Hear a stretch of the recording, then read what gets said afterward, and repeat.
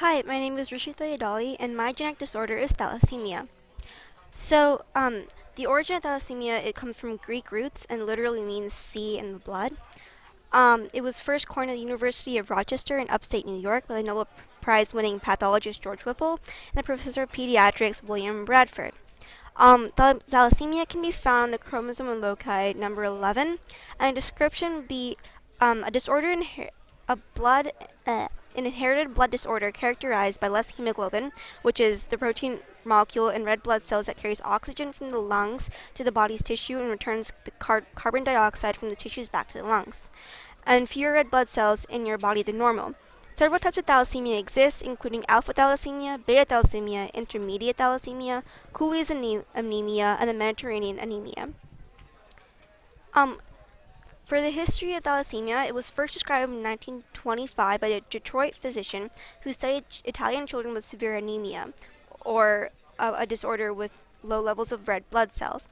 In 1946, the cause was found to be abnormal hemoglobin structure, meaning that the body reacts by destroying red blood cells. In the 1960s, the transfusion of red blood cells began for thalassemia victims and is still used today. Limitations can be slower growth rates, excess iron, brittle bones, and a higher risk of infections.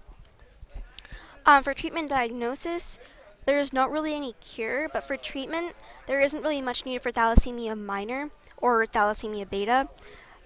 Any treatment for that would be the occasional blood transfusion, but for thalassemia alpha or moderate to severe thalassemia, frequent blood transfusions and stem cell transplants might be needed.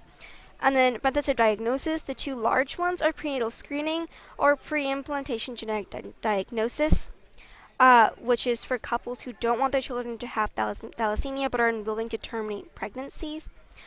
Um, other methods would be blood testing, MRI, or liver biopsies.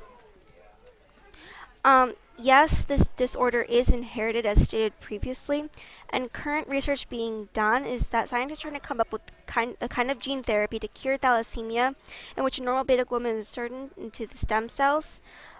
Another form could be using drugs or methods to reactivate the patient's genes that produce fetal hemoglobin, the form of hemoglobin found in fetuses and newborns, with the idea that this will compensate for the deficiency of adult hemoglobin. Thanks for listening.